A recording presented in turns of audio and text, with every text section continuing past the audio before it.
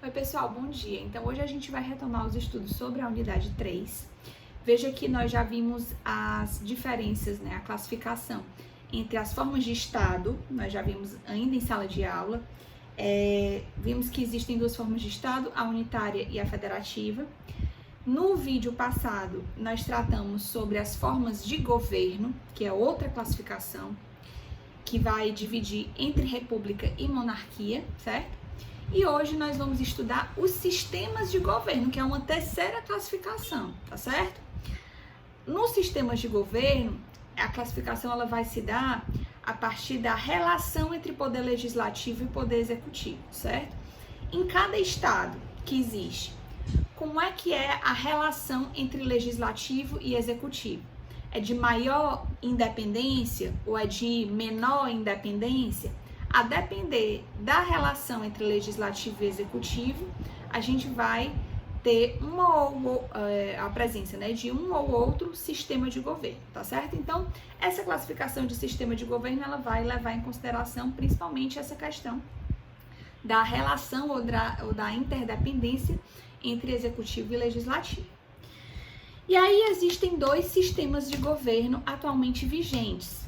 O primeiro sistema de governo é o presidencialismo, que vocês conhecem por ser bastante adotado aqui no Brasil, né? E existe o parlamentarismo, que é presente em países como Inglaterra, como Alemanha, certo? E é sobre isso que a gente vai falar hoje, das diferenças entre o parlamentarismo e o presidencialismo. Os dois sistemas de governo, eles apresentam vantagens e desvantagens, tá certo? Mas é importante que você conheça, quais são as principais características de um ou de outro. Eu vou começar então com o presidencialismo, certo? O presidencialismo é existente, por exemplo, aqui no Brasil, nos Estados Unidos, em toda a América do Sul, tá? Então na Argentina, no Chile, no Uruguai, etc. Nós temos exemplo desse sistema de governo. E surgiu lá mesmo nos Estados Unidos, naquele contexto de independência norte-americana.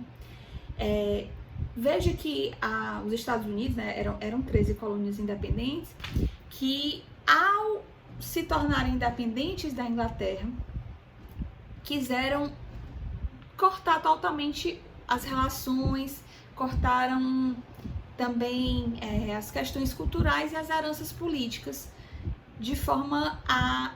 O que eles queriam, os norte-americanos que lutaram pela independência, era uma absoluta ruptura com o sistema, com a forma de governo que havia anteriormente, quando eles eram colônia da Inglaterra.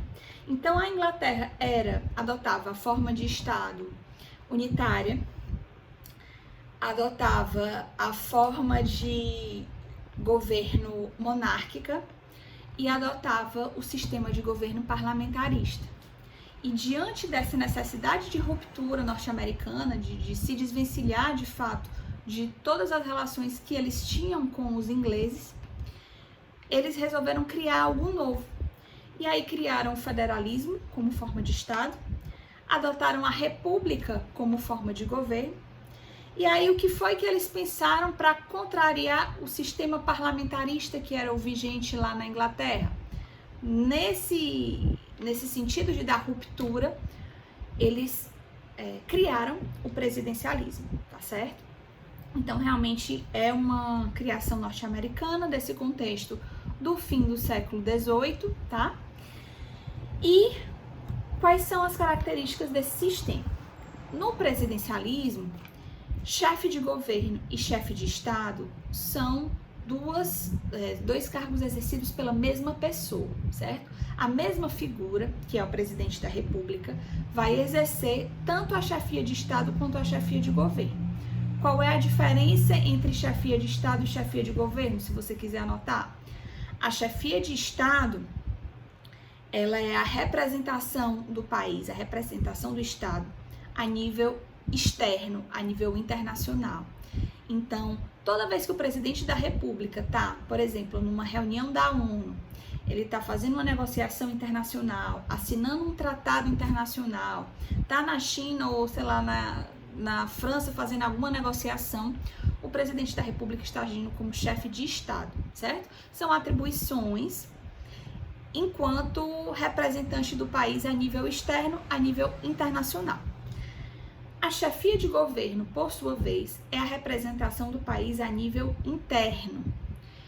Toda vez que o presidente da República, por exemplo, assina uma medida provisória, veta algum projeto de lei, toda vez que o presidente da República cria uma política pública interna a nível apenas nacional, ele vai estar agindo como chefe de governo, tá certo? Então, existem essas atribuições, tanto da chefia de Estado como da chefia de governo. No presidencialismo, essas atribuições são exercidas pela mesma pessoa. Por isso que talvez você nem sequer soubesse da diferença entre chefia de Estado e chefia de governo. Porque aqui no Brasil, como a gente adota o presidencialismo e as duas funções são exercidas pela mesma pessoa, que é o presidente da República, às vezes essas atribuições se confundem, aí a gente acaba não percebendo no nosso dia a dia a diferença, mas ela existe, né? Então, primeira característica do presidencialismo é essa: chefia de Estado e chefia de governo são duas funções exercidas pela mesma pessoa. Uma outra característica do presidencialismo é uma maior independência entre executivo e legislativo. As atribuições do executivo são afastadas das atribuições do legislativo, então o executivo tem a função concreta de administrar, de gerir a coisa pública, enquanto o poder legislativo vai ter aquela função de criar os projetos de lei, né, criar as leis do nosso ordenamento e fiscalizar as atividades orçamentárias ou fiscalizar as contas do executivo. Mas são funções distintas, cada um no seu quadrado, né? Então a gente tem as eleições para o executivo e a gente tem as eleições para o legislativo como duas coisas completamente diferentes. É possível que eu eleja o presidente da República, por exemplo, de um partido de extrema direita, mas eu tenha no parlamento, né, no poder legislativo, uma maioria de esquerda, certo? Por quê? Porque são eleições independentes, os cargos são independentes e a relação entre executivo e legislativo se dá com uma maior independência. Embora eu não possa dizer que essa independência seja absoluta, tá certo? Cada vez mais se verifica uma necessidade de uma aliança, tá? Ou de um bom relacionamento entre executivo e legislativo para que o executivo tenha governabilidade, mesmo em se tratando de presidencialismo, tá certo? Então, embora teoricamente o presidencialismo se verifique ou se caracterize por essa maior independência entre as duas casas, entre os dois poderes, o legislativo e o executivo, cada vez mais se verifica no nosso arranjo político atual uma maior necessidade de aliança e de um bom relacionamento entre executivo e legislativo, né? E aí, gente, daí surgiu aqui no Brasil um termo que foi criado por um cientista político chamado Sérgio Abranches, certo? E ele fala que aqui no Brasil existe o chamado presidencialismo de coalizão, certo? O que seria esse presidencialismo de coalizão? É justamente o presidencialismo que cada vez mais necessita de uma aliança e de um bom relacionamento com os membros do poder legislativo. Então, hoje, para que o presidente da República tenha governabilidade, ele tenha condição de aprovar suas medidas, ele precisa de apoio no poder legislativo. Então, é possível dizer que a ex-presidente Dilma, ela com certeza caiu porque perdeu a governabilidade. Ela perdeu a capacidade de apoio dentro do poder legislativo. Então, nada que ela fazia de proposição era aprovado pelos parlamentares. E isso tornou, né, a relação entre executivo e legislativo na época, 2014 e 2015, muito difícil. E aí acabou culminando, né, no processo de impeachment. E é o que está, assim, se desenhando, né, para acontecer com o atual presidente da República. Existe uma grande dificuldade de uma boa relação entre o presidente e os parlamentares. Isso dificulta, com certeza, a aprovação das medidas do presidente, porque, por exemplo, o presidente pode fazer medida provisória? Pode. Essa medida provisória, ela fica valendo por 120 dias. nesse prazo, o Congresso Nacional pode ou converter essa medida provisória em lei, certo? Ou seja, deixar essa medida provisória de forma permanente, concordando com o presidente da República, ou o Congresso Nacional pode derrubar essa medida provisória, né? Como uma medida de rejeitar o que o presidente da República tinha feito com essa medida. Então, enfim, o presidente da República acaba precisando, e talvez falta ao presidente da República atual compreender que ele precisa, né, do Congresso Nacional, ele precisa do poder legislativo para conseguir aprovar suas medidas, para conseguir governar com tranquilidade. Isso é o chamado presidencialismo de coalizão, né? É essa necessidade cada vez mais de o presidente da República ter coalizão, né? Ter uma aliança ou ter apoio dentro do poder legislativo para poder garantir a sua governabilidade, tá certo? Que mais? Não é errado, né? Presidencialismo de coalizão é a forma como a política do presidencialismo vem se desenvolvendo aqui no Brasil e é justamente o que vai garantir o equilíbrio das nossas instituições, do executivo e do legislativo. É apenas um bom relacionamento, né, entre os dois poderes. Que mais?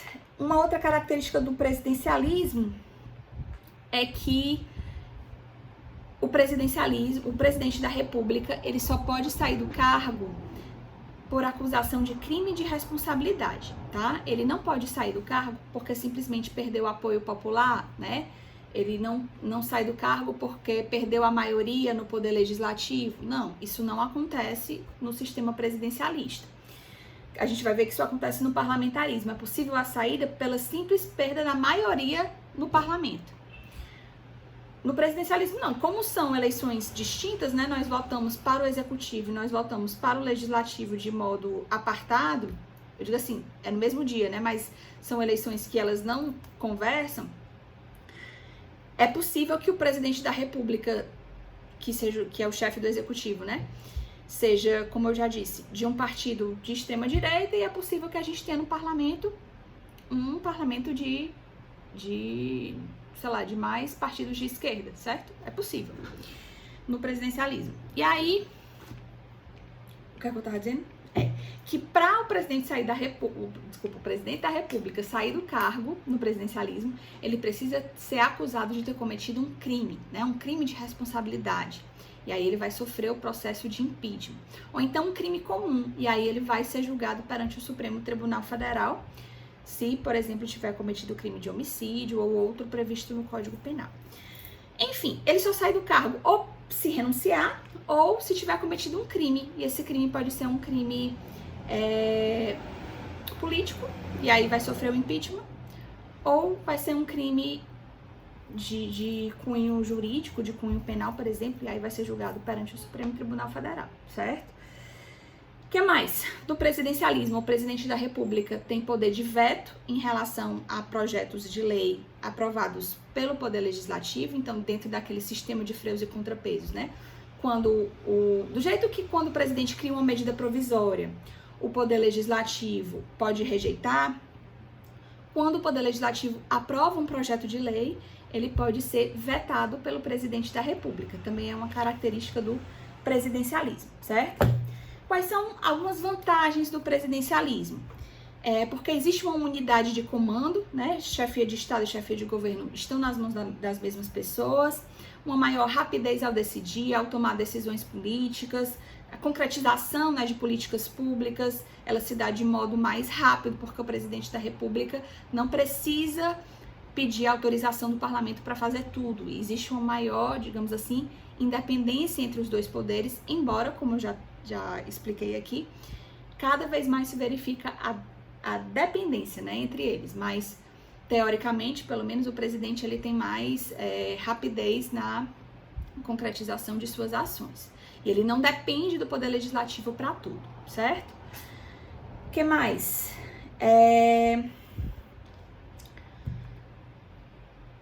No parlamentarismo, então agora falando do parlamentarismo, o que é que a gente tem de diferente? No parlamentarismo, a chefia de Estado e a chefia de governo são exercidas por pessoas diferentes.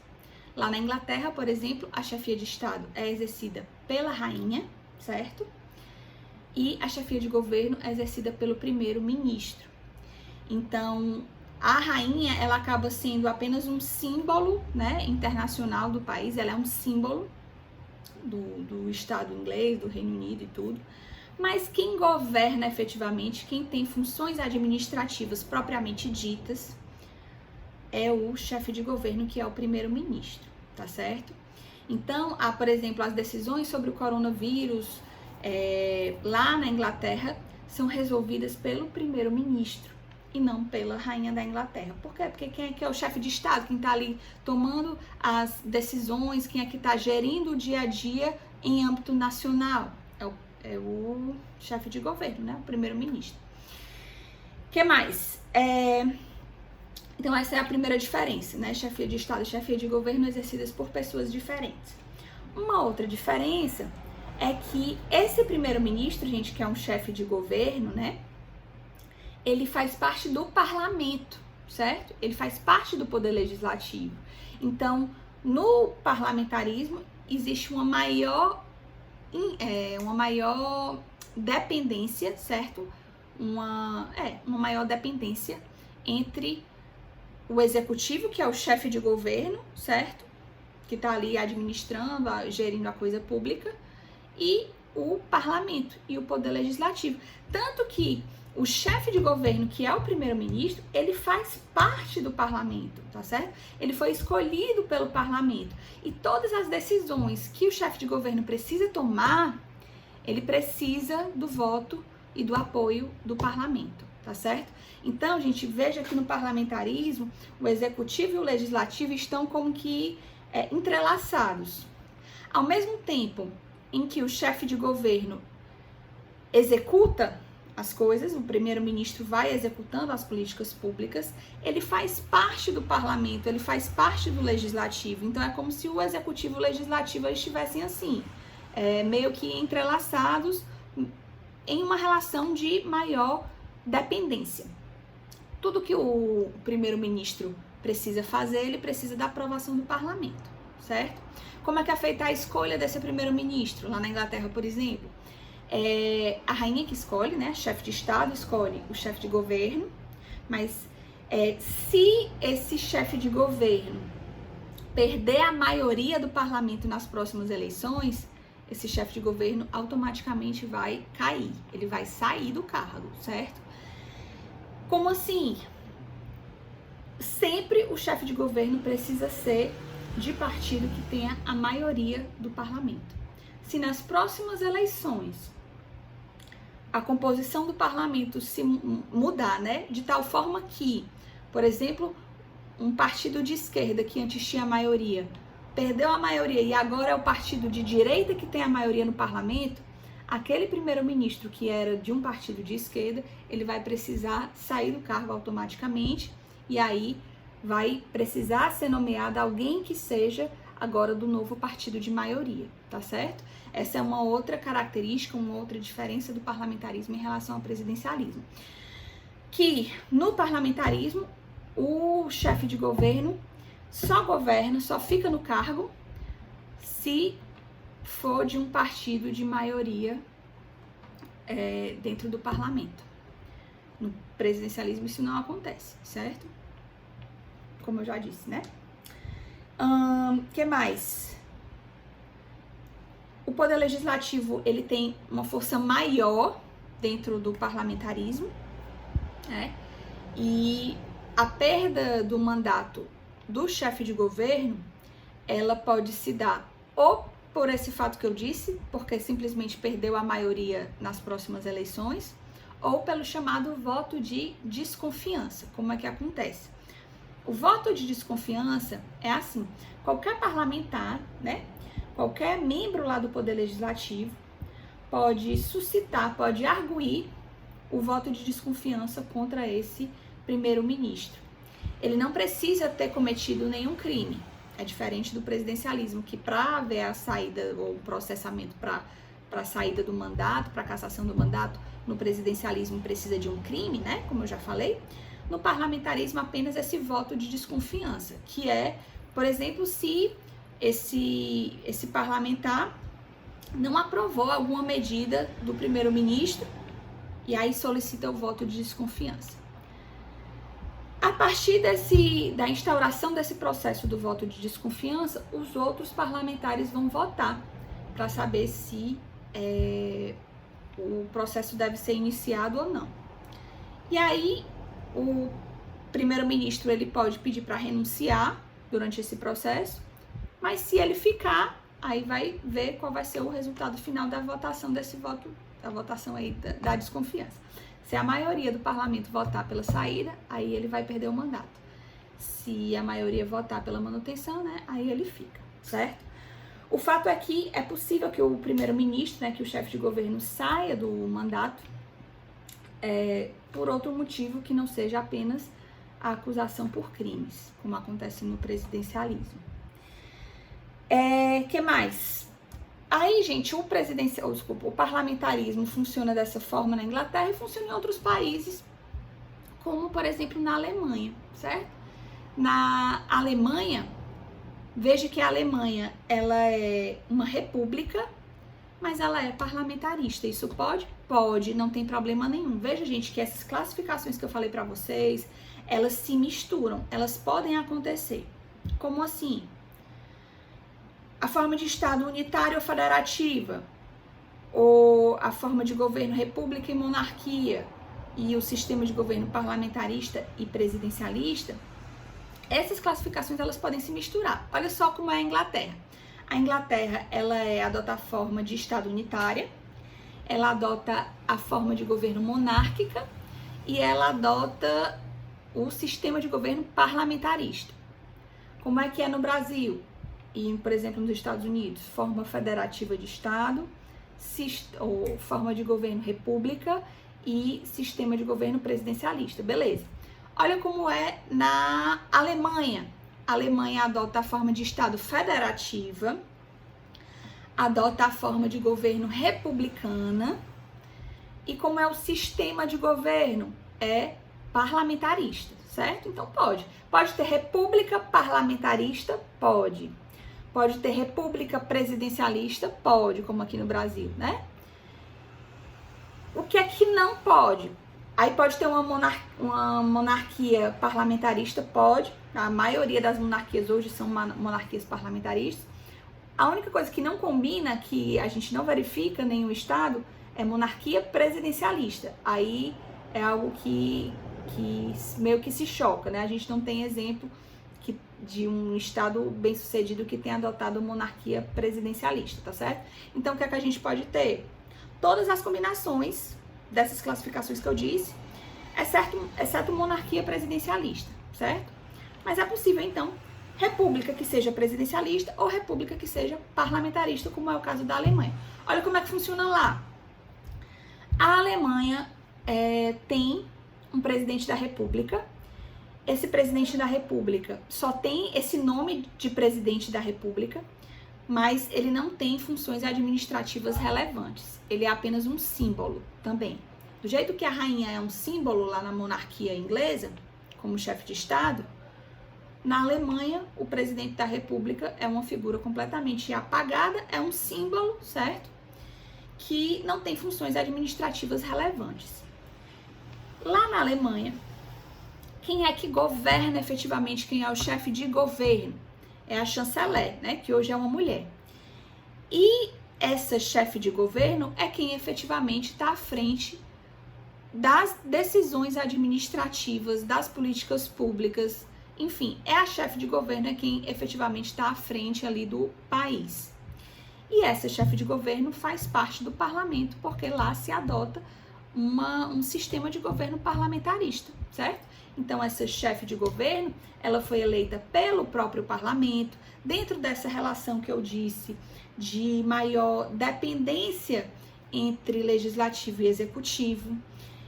Todas as decisões que ela precisa tomar, ela precisa da aprovação do parlamento, ela precisa ter a maioria do parlamento para poder governar, né? Então, lá funciona dessa forma. O que mais? O Brasil já teve parlamentarismo? Já. em um pequeno período de 61 a 63, não sei se você lembra desse período da história, se talvez tenha estudado isso, né, nas aulas de história do colégio, mas antes da ditadura militar, em 61, o Jânio Quadros era o presidente da República, ele renunciou, certo? Diz que forças obscuras, né, uma coisa assim, forças obscuras estavam caindo sobre o governo, sei lá o que foi, e ele renunciou. E aí, o vice dele era o João Goulart, sendo que ele era de um partido de esquerda. E estava havendo, né, na época, um receio de uma ameaça comunista, etc. E os militares impuseram, né, ou vetaram a posse de João Goulart, que seria, logicamente, quem deveria exercer a presidência da República, já que o Jânio Quadros saiu e ele era o vice. Mas diante desse medo, né, do comunismo e tal, houve um acordo com o João Goulart no seguinte sentido: você pode até ser intitulado presidente da República, isso em 61, mas a gente vai mudar para o parlamentarismo. Vai haver você é o presidente, chefe de Estado, mas vai haver um chefe de governo, um primeiro-ministro, um membro do parlamento, e as coisas vão funcionar dessa forma. Só que isso foi de 61 a 63, não houve um arranjo constitucional que desse certo. Então, o presidente da República, que era o João Goulart, aqui era um exemplo de uma república parlamentarista, certo? O João Goulart, que era o presidente, muitas vezes acabava tomando as atribuições que eram do chefe de governo.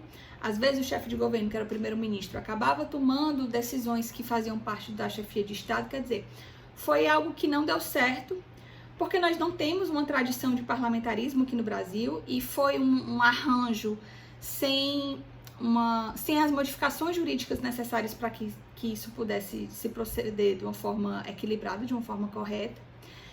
Acabou dando confusão. Quando foi em 63, o parlamentarismo acabou, né? Em 64, efetivamente, houve o golpe militar e voltamos a ser presidencialismo, certo? E aí passamos a ser uma república presidencialista, né? Embora o presidente da República ele não fosse eleito com o voto direto da população, né? Porque estávamos em período de ditadura militar. Bom, e aí essa foi a nossa pequena experiência parlamentarista. Nós não temos, né, tradição e cultura parlamentarista. Isso significa dar uma maior força para o poder legislativo, e veja que o nosso poder legislativo atualmente é um poder que possui menos crença e apoio da população, né, por conta de tantos escândalos de corrupção, etc. Então, é complicado de falar em parlamentarismo aqui no Brasil, mas é uma discussão que ela existe no âmbito da ciência política, tá certo? Se nós nos daríamos melhor com o parlamentarismo, ou como a gente poderia reformar nosso presidencialismo. Enfim, o que teve também aqui no Brasil foi, em 93, um plebiscito para a população votar se queria república ou monarquia, e se queria presidencialismo ou parlamentarismo. E aí, nesse plebiscito de 93, a maioria da população entendeu por manter como estava, ou seja, manter a república e manter o nosso sistema presidencialista, tá certo? O nosso sistema presidencialista, ele existe desde o fim da nossa monarquia. Em 1891, nós temos a Constituição, que nos deu a república, que nos deu o sistema federativo, né, nossa forma de Estado federativa, melhor dizendo, que nos deu a república e nos deu também o presidencialismo. E aí, desde 1891, a gente mantém essa estrutura. Tudo bem, gente? Então, nós vamos ter na próxima quinta, né, uma live, vamos falar melhor sobre isso. Tudo bem, gente? Anotem suas dúvidas, qualquer coisa eu estou à disposição via torpedo ou na live, tá bom? Bom dia!